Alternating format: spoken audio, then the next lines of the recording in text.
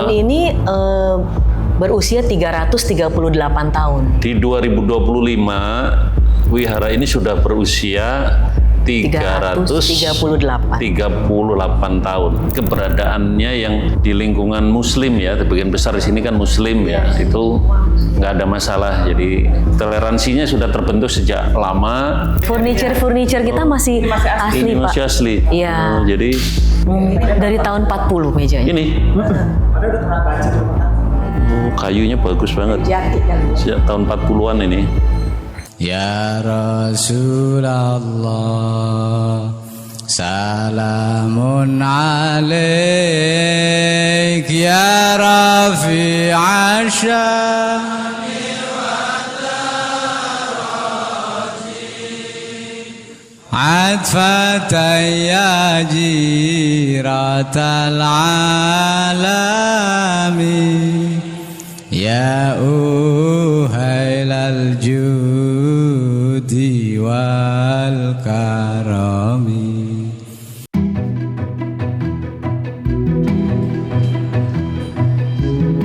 Vihara Amurfa Bhumi, atau yang akrab dikenal sebagai Kelenteng Balimester, lebih dari sekadar tempat ibadah, ia adalah jangkar sejarah yang mengikat erat keragaman etnis di tanah Betawi. Dibangun pada abad ke-19, vihara ini hadir saat kawasan Meester Cornelis mulai tumbuh menjadi pusat ekonomi penting. Jatinegara bukan sekadar titik perdagangan, tapi ruang perjumpaan budaya yang cair. Disinilah, peradaban Tionghoa dan perkembangan Islam di Jatinegara berpapasan dalam harmoni yang alami. Teman-teman, sore ini di hari libur, saya berkesempatan mengunjungi salah satu tempat ibadah bagi penganut agama Buddha ya. Iya, Pak. Buddha. Wihara, salah satu wihara yang tertua di Jakarta. Namanya Wihara Amurfa Bhumi. Tempatnya di daerah Jatinegara. Ini di sekitar Pasar Jatinegara, di dalam Pasar Jatinegara, Jakarta Timur, atau dulu disebut daerah Cornelis Meester ya. Iya. Dulu kalau kita belajar sejarah itu ada yang namanya Cornelis Meester. Mungkin ada kaitannya ini lokasi wihara ini di daerah ini. Nah, kita tanya-tanya dulu nih sama Ibu Yani. sama Ibu Yani dan Ibu Silvi dan kalau boleh tahu nih, Bu, wihara ini kalau boleh dikatakan sebagai salah satu wihara tertua di Jakarta. Di Tahun Jakarta. berapa nih? Jadi nenek saya, mamanya Ibu Sylvia itu datang dari China ke Jakarta di tahun 1937. Oh, berarti keluarga ini datang 1937. Tapi ini sudah ada wihara ini? Sudah ada. Oh, sudah ada. Wihara ini sudah ada. Iya. Nah, wiharanya sendiri Tahun ini berusia 338 tahun. di 2025 wihara ini sudah berusia 338 tahun. Jadi hitung sendiri mundur tuh 2025, sekarang usianya 338. Jadi kira-kira 1.800-an ya. 1800-an awal. 1.800-an awal, abad 9, awal Abad ke-18 lah, Oh, iya. gitu ya Pak ya. Jadi tua nih, masih belum merdeka. Wihara ini sudah berdiri di sini. Disebut sebagai Wihara Amurfa Bhumi ini, kalau boleh dijelaskan supaya orang tahu nih apa nih artinya? Wihara Amurfa Bhumi itu dewa bumi ya, dewa bumi yang Oh, di dewa sini. bumi. Ya. Jadi disebut Amurfa Bhumi itu Ya. karena dewanya adalah dewa Dewa bumi. Dewa bumi. Iya. Boleh ini ya? Boleh Nah, ini boleh dilihat ya, nih. boleh silakan. Nah. Yang tengah Pak. Ini dia. Yang usia ya. Disebut dewa bumi itu Iya. ini. Iya ini Pak. Disebut dewa Dan bumi ini yang karena usianya 338 tahun. Oh, 338 tahun. Iya. Itu kalau disebut Amurfa Bhumi itu artinya apa, Bu Yan? Dewa bumi. Iya, jadi kayak tuan tanah. Jadi kan di sini sejarahnya dekat dengan pedagang-pedagang, Pak. Oh, di sini Jadi, tuh lingkungan para pedagang. Iya, jadi pedagang itu percaya bahwa jika kita percaya untuk berdoa meminta petunjuk untuk dilancarkan usaha dan lain-lainnya, khususnya usaha ya Pak, karena kita biasanya Anumurfa Bumi itu di lingkungan pasar, gitu, pedagang lah Pak. Pedagang. Jadi didirikanlah wihara ini, sudah ada memang dari dulu. Iya, Jadi iya, biasanya dekat Jadi- sekali dengan usaha, Iya. orang mencari rejeki, berkah gitu, datangnya ke Dewa Bumi ini Pak. Datanya ke Dewa Bumi ini. Ya. Dan bisa dilihat tangannya Oh, itu ini membawa nih. emas ya, itu ya Pak Oh, ya, simbolnya lambangnya. kalau boleh diisut nih. Jadi Iya, boleh, tangan Pak. dewa ini menengadah membawa emas. Iya. Simbol ya, simbol Keberuntungan, rezeki, uang. keberuntungan rezeki. Makanya di daerah pasar ini banyak orang cari rezeki di sini gitu. Nah, kalau yang di samping-sampingnya itu Itu yang kiri kanan pengawalnya. pengawal, Kiri kanan pengawal-pengawalnya, Kalau pengawal-pengawalnya. ini dewa obat ya. Ya, dewa obat. Nah, jadi kadang-kadang umat yang sakit. Ada dewa obat, jadi yang sakit itu supaya sehat.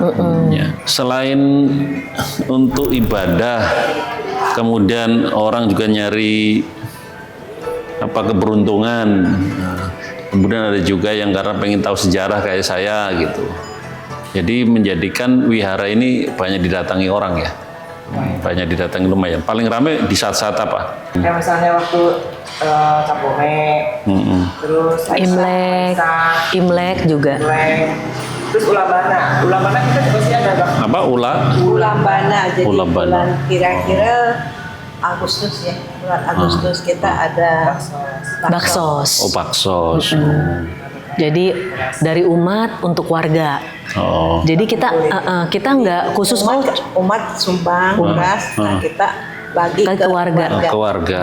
Oh. warganya tidak khusus buat agama Buddhis Pak, semua Jadi umat. apa yang diperoleh wihara ini pada akhirnya akan dibagi ke umat sekeliling wihara Wihara ini sini, tanpa iya. beda-bedakan agama dan lain-lain ya. Iya. Iya. Ada nggak cerita orang yang kesini nyari keberuntungan atau berdoa, kemudian balik ke sini cerita, iya dia sudah mendapatkan Apa yang dia mau keberuntungan, gitu apa yang ya. dia mau gitu. Ada. Banyak cerita- ya Pak ya, banyak cerita-ceritanya banyak. Jadi ada yang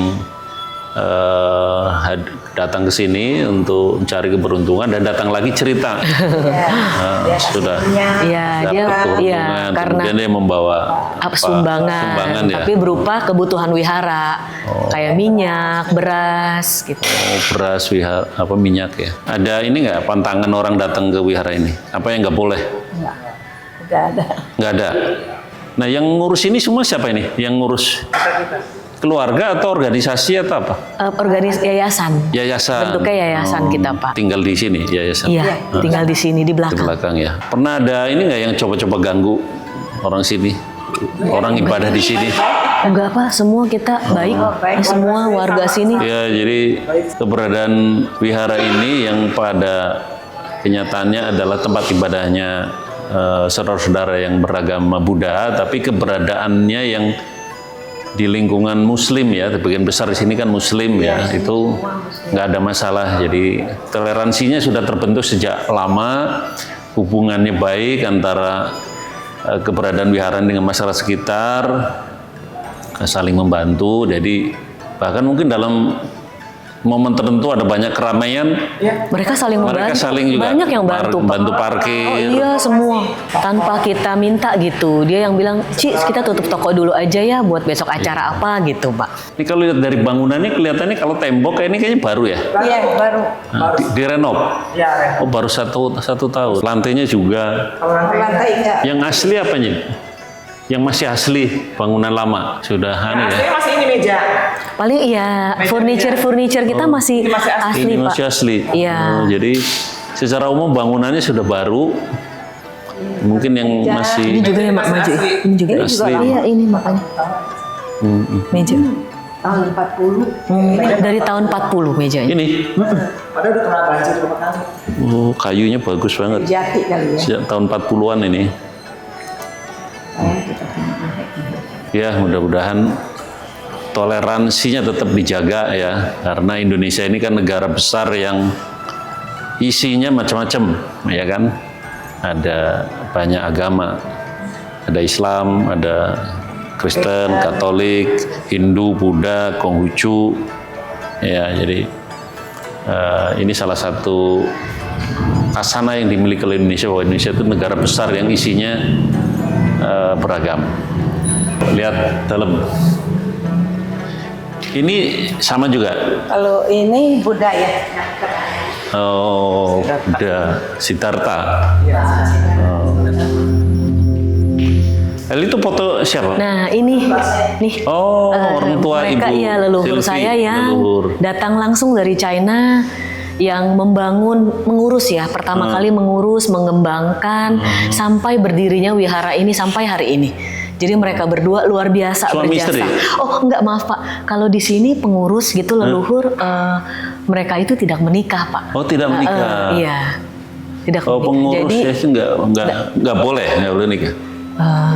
Termasuk ibu juga nggak menikah. enggak, maaf, saya kan saya sudah menikah, tapi saya cuma datang untuk mengurus. Jadi saya di luar lah, istilahnya saya orang luar, saya datang dengan keinginan hati saya mengurus. Tapi memang kalau leluhur kita itu datang, mereka gimana ya bilangnya? Memang mereka dari hatinya itu mau tulus, mau fokus aja gitu Pak, Fokus, untuk ya, mengurus rumah mengurus ibadah. ya, mengurus ibadah gitu. Jadi tidak menikah. Tidak menikah. Mirip kayak ini ya, kayak di Katolik ya. Iya, kayak pendeta ya. Iya, kayak suster juga kan suster. tidak menikah, iya Pak. Biarawati. Kalau yang pengurus yayasan yang ngurus ini boleh menikah. Yang pengurus di sini Juga nggak menikah. juga tidak menikah. Mereka memutuskan mereka tidak mau menikah juga. Mengabdi aja Pak. Mengabdi gitu. ya. Oh.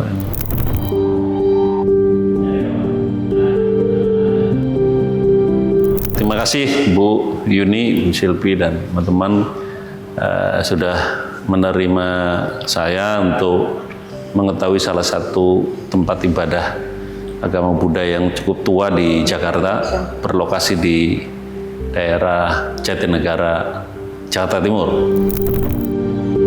Sejarah mencatat, komunitas Tionghoa di sekitar Balimester berperan besar dalam menyokong denyut ekonomi yang juga menghidupi masyarakat Muslim di Jatinegara. Hubungan ini tidak hanya soal perniagaan, tapi juga asimilasi budaya. Arsitektur rumah-rumah di Jatinegara hingga kuliner lokal menjadi bukti nyata betapa pengaruh Tionghoa dan nafas keislaman melebur tanpa sekat. Di Jatinegara, toleransi tidak hanya diajarkan pada teori, tapi dijalani lewat tradisi. Keberadaan Vihara Amurfa Bhumi di tengah lingkungan Muslim yang kuat adalah simbol bahwa kemajuan sebuah peradaban tidak dibangun dengan keseragaman, melainkan dengan saling menjaga dan menghormat.